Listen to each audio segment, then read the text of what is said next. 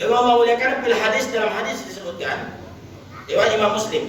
Jadi kalau kita sholat tuh Bapak Ibu, sempurnakan gerakan-gerakan kita itu, tenangkan gerakan-gerakannya, jangan buru-buru. Kenapa? Karena Allah mencatat kebaikan, setiap kebaikan yang kita lakukan. Ruku itu sempurnakan dulu Pak, karena kebaikan akan dicatat. Sujud sempurnakan sujudnya, karena dia akan dicatat. Ruku sempurnakan rukunya, karena dia akan dicatat. Yang kedua, tulus sholat. Kata Imam Judin, ternyata yang membuat sholat tidak nikmat itu terlalu lama pun bisa hilang nikmat. Terlalu lama bisa hilang nikmat. Mana contohnya? Saya baca zikir itu 3 kali. Namanya ruku tadi. Subhanallahil azim wa bihamdihi. Subhanallahil azim wa bihamdihi. Subhanallahil azim wa bihamdihi. Ketika kita sudah baca 3 kali dan imam belum bangkit, maka hati mulai bercerita. Yang ketiga, yang membuat hilang nikmat sholat itu apa? Dabul hadas, menahan angin. Tidak ada ceritanya orang nahan angin Pak khusyuk. Tidak ada ceritanya. Bismillahirrahmanirrahim. Malam hari ini mari sejenak kita bertafakur. Kita bahas satu tema dalam kitab Qaidul Muhtaram tentang al-khusyuk bis shalah, khusyuk dalam salat. Jamaah yang Allah muliakan, jamaah tarawih yang Allah muliakan. Qala al-arifuna, berkata para ulama ahli hikmah, tahsinul a'mali ahabbu ilallah min taksiril a'mal. Memperbaiki amal, memperbagus amal sholat, amal ibadah kita, ya. Apapun amalnya di sini bahasanya umum, ahabbu ilallah, lebih dicintai Allah min taksiril a'mal, daripada memperbanyak amal. Maknanya ibadah kita ini, Bapak Allah muliakan, kalau benar cara pengerjaannya, pakai ilmunya, benar gerakannya, maka itu lebih mulia di hadapan Allah ketimbang banyak dia melakukan amal ibadah itu tapi salah, tak berdasar, tak berilmu. Jadi itulah kenapa penting ada majelis-majelis ilmu ini. Di antaranya jamaah yang Allah muliakan, agar kita bisa memperbaiki ibadah kita, terutama sholat yang khusyuk. Maka jamaah yang Allah muliakan, kenapa sholat kita ini kadang tak berbekas? Kata Habib Idrus bin Umar al-Habsyi, inna sholata tanha 'anil fahsya'i wal munkar. Salat, sesungguhnya salat itu dapat mencegah perbuatan keji dan munkar. Seseorang dari perbuatan keji dan munkar. Pemahamannya adalah kenapa salat manusia itu dia udah sering salat tapi perangainya tidak berubah? Apa yang bermasalah? Nah, disebutkan di sini sebab dia tidak melakukannya ala wajhil hasan. Dia tidak gunakan ilmu yang benar dalam sholat itu, sehingga sholatnya tidak bermakna. Yang Allah muliakan, dia tidak tidak dia kerjakan yang sunnahnya secara menyeluruh, kemudian hatinya tidak hadir, hatinya tidak khusyuk, hatta sehingga sholatnya tidak sempurna dan tidak berefek kepada kehidupannya. Itulah kenapa sekali lagi jamaah yang Allah muliakan, pertama bahasa khusyuk dalam sholat ini penting, memperbaiki sholat kita agar dia berbekas, agar berefek dalam hidup kita. Maka kalau hari ini ada kita sudah sering sholat, tapi sholat kita belum berefek juga, masih juga begitu perangai kita, maka mari kita perbaiki. Kata Profesor Adi Hidayat, bulan Ramadan ini termasuk bulan baik untuk memperbaiki sholat kita. Jamaah yang Allah muliakan, sampai disebut Allah dalam surah Al-Mulk, alladzi khalaqal mauta wal hayata liyabluwakum ayyukum ahsanu amala.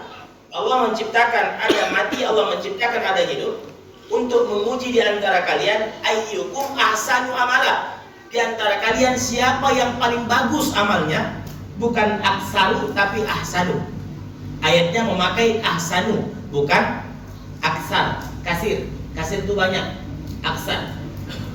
Ayatnya mengatakan bahwa Allah ciptakan ada mati, Allah ciptakan ada kehidupan itu untuk menguji di antara kalian siapa yang paling benar, paling bagus amalnya, bukan yang paling banyak amalnya. Ingat, yang paling benar amalnya, bukan yang paling banyak orang beramal tapi tak ada ilmunya. Maradudatun natuqbalu, kata Syekh Ibnu Ruslan, tertolak, tidak diterima kalau amal tanpa ilmu. Makanya Allah muliakan, beruntung kita menjadi muslimin ini. Ada terus kajian-kajian. Sebulan nih kita penuh dengan kajian. Habis subuh kajian, habis zuhur ada kajian, menjelang berbuka ada kajian, habis tarawih kajian, berulang terus. Maka insya Allah besok mudah-mudahan kita ini masuk surga semua, insya Allah. Sama masjid-masjidnya pun masuk surga. Saking kan seringnya kajian ilmu. Dengan Allah muliakan bil hadis, dalam hadis disebutkan riwayat Imam Muslim, innallaha katabal ihsana ala kulli syai'. Wa idza amilta ta'atan fata'anna biha wa tasabbat wa ahsin. Wa'ti kulla juz'in minha ma yakun bihi wa yatimu minal khusyu wal hudur ma Allah fi takun minal muhsin. Apa artinya Ustaz? Jadi kalau kita sholat tuh Bapak Ibu, sempurnakan gerakan-gerakan kita itu, tenangkan gerakan-gerakannya, jangan buru-buru. Kenapa? Karena Allah mencatat kebaikan, setiap kebaikan yang kita lakukan. Ruku itu sempurnakan dulu Pak, karena kebaikan akan dicatat. Sujud sempurnakan sujudnya, karena dia akan dicatat. Ruku sempurnakan rukunya, karena dia akan dicatat. Kalau buru-buru maka tak sempurna pencatatannya. Nah, dia mau memuliakan. Wa atikul lajujin minha, dan berikan apa yang harus ruku itu. Bagaimana ruku itu? Subhana rabbil azim wa bihamdi 3 kali. Subhana rabbil azim wa bihamdi. Subhana rabbil azim wa bihamdi. Biarkan dia berikan, memang begitu bagiannya. Jangan dipotong. Subhanallah. Tak cepat 3 kali sudah bangkit langsung. Sehingga hilang kekhusyuannya. Maka kata Imam Izzuddin dalam kitab Asrarus Shalah, ada 3 yang membuat sholat itu tidak nikmat Bapak Ibu. Ada berapa? 3 yang membuat sholat tidak nikmat. 1, istijal, buru-buru. Buru-buru Pak, hilang nikmat sholat. Ya, hilang nikmatnya buru-buru itu. Bismillahirrahmanirrahim. Alhamdulillahirrahmanirrahim. Maliki yaumiddin. Iyyaka na'budu wa iyyaka nasta'in. Shiratal mustaqim. Shiratal ladzina an'amta 'alaihim ghairil maghdubi 'alaihim waladdallin. Amin. Aku kata anak belakang, gas Pak Imam, gas. Anak belakang itu semangat dia Pak. Gas. Sangkanya Jupiter MX. Kita buru-buru Pak. Zikir buru-buru, enggak ada nikmat. Subhanallah, subhanallah, nikmat. Subhanallah, masuk hati. La ilaha illallah, la ilaha illallah. Kalau udah buru-buru Pak, subhanallah tuh naik gigi 3. Naik gigi berapa? Gigi 3. Tak kedengaran lagi sempurnanya. Subhanallah, subhanallah, subhanallah. Itu gigi 1. Gigi 3. Subhanallah. Bukan subhanallah lagi Pak. Subhanallah. Tolong perhatikan. Orang kalau udah buru-buru Pak, hilang nikmatnya. Zikir demikian juga. Gerakan apalagi. Kalau sudah buru-buru, mungkin saya bisa nikmati, tapi ibu-ibu awak yang di belakang yang jarang sholat tarawih, tiba-tiba dia sholat, ketinggalan ibu itu Pak. 51 main. 5 orang udah 5, nenek cuma 1, dia udah payah bangkit, la ilaha illallah. Besok akhirnya dicari nenek itu menjelai. Ya, dicari dia pindah menjelai. Rupanya tak dibaca dia jadwal, imam itu besok pindah di sana. Nah, jadi Allah muliakan. Yang kedua, tulus sholat. Kata Imam Izzuddin, ternyata yang membuat sholat tidak nikmat itu terlalu lama pun bisa hilang nikmat. Terlalu lama bisa hilang nikmat. Mana contohnya? Saya baca zikir itu 3 kali. Namanya rukuk tadi. Subhanallahil azim wa bihamdi. Subhanallahil azim wa bihamdi. Subhanallahil azim wa bihamdi. Ketika kita sudah baca 3 kali dan imam belum bangkit, maka hati mulai bercerita. Aku udah 3 kali. Mau dibaca imamnya. Tambah 3 lagi. Subhanallahil azim wa bihamdi. Subhanallahil azim wa bihamdi. Subhanallahil azim wa bihamdi. Lah 6 kali aku.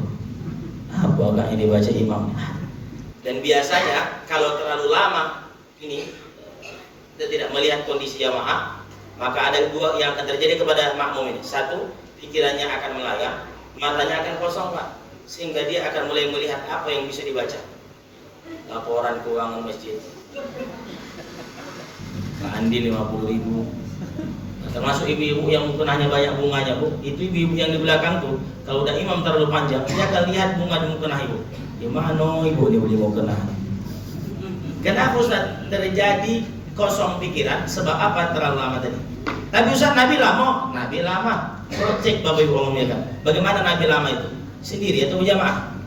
Kalaupun Nabi berjamaah, bisa dipastikan yang di belakangnya itu adalah orang-orang yang imannya kuat. Makanya hadis Nabi, kalau kalian mengimami, kata Nabi apa? Falyukhaffif, ringankan. Bacaannya ringankan. Ya, nah, tengok. Sampai kadang Pak, cagak 1 nenek itu ruku. Dia udah ruku, dia lama imam nih, berubah kaki, cagak 1 Pak. Dia tidak tahan lagi Pak, pindah lagi cagak. Kenapa Ustaz? Bisa jadi terlalu lama. Di sana kata Nabi ada orang yang lemah, dia tidak kuat lagi fisiknya. Atau di sana ada orang yang sudah tua, Ramadan ini dipaksakannya bisa hadir Pak. Karena dia rindu berjamaah, tiba-tiba kita hantam lama ruku. Waduh, itu yang membuat hilang nikmat tadi. Yang ketiga, yang membuat hilang nikmat sholat itu apa? Dabul hadas, menahan angin. Tidak ada ceritanya orang nahan angin Pak khusyuk. Tidak ada ceritanya. Saya tanya Bapak Ibu, kalau sholat menahan angin, apa yang diingat? Angin atau Allah? Angin Pak. Ciri-cirinya dua. Kalau perhatikan, biasanya orang yang menahan angin Pak, itu kakinya tidak akan pernah diam tuh Pak. Biasanya dia akan bergeser ke kanan dan ke kiri itu kakinya. Allah. Allah. Biasanya gitu. Yang kedua, rukunya tidak akan normal seperti ruku kita. Orang biasa tidak menahan angin, rukunya normal. Allah. Cepat. Orang yang menahan angin tidak berani dia normal.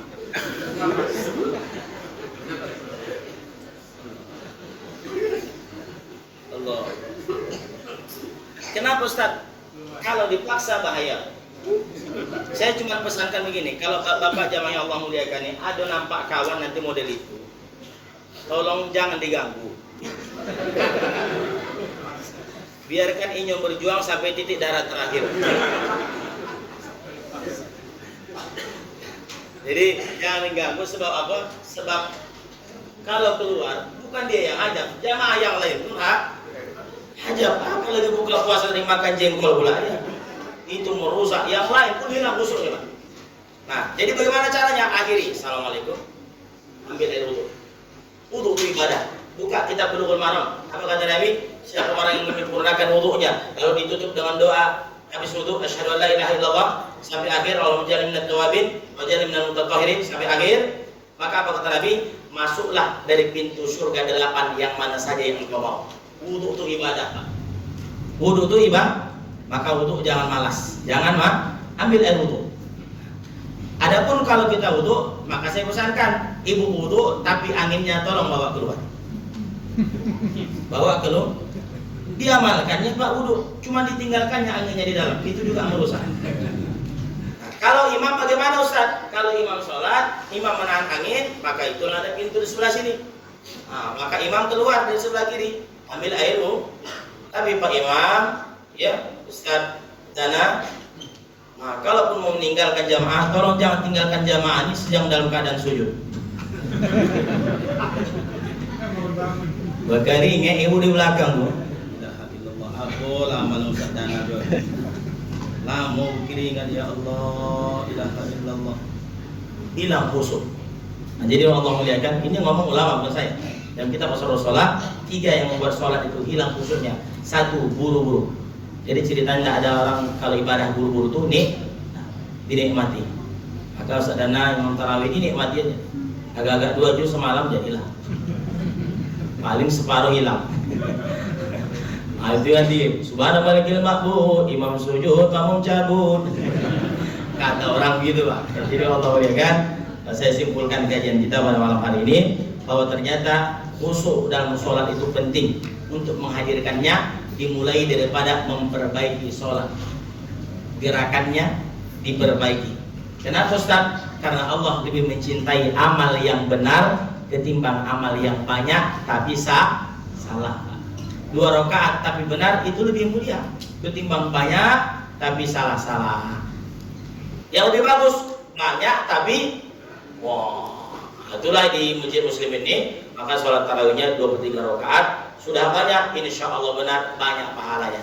Apa kaidahnya dalam usul fikih? Maka aksaru fi'lan aksaru qatlan. Semakin banyak kita buat amal tadi, semakin banyak kemuliaannya insya Allah. Amin ya rabbal. Nah, kita perbaiki sholat, Ramadan ini dan memperbaiki sholat, Allah muliakan, perbaiki bacaannya, perbaiki gerakannya, biarkan sempurnakan dia gerakannya, karena malaikat mencatat setiap gerakan-gerakan sholat kita, sempurnakan bagian-bagiannya. Kemudian yang ketiga yang terakhir, Bapak Allah muliakan, maka kita berharap setelah kita benarkan semua sholat kita, insya Allah apa yang terjadi Ustaz, mudah-mudahan sholat itu akan menjadi pencegah diri kita dari perbuatan-perbuatan yang tak baik dalam hidup ini. Ini saja Bapak Allah muliakan, karena ada adik kita lagi mau tampil, mudah-mudahan bermanfaat. Saya tutup, Allahumma billakum tariq, subhanakallahumma bihamdika, asyhadu an la ilaha illa anta, astaghfiruka wa atubu ilaik. Wassalamualaikum warahmatullahi wabarakatuh.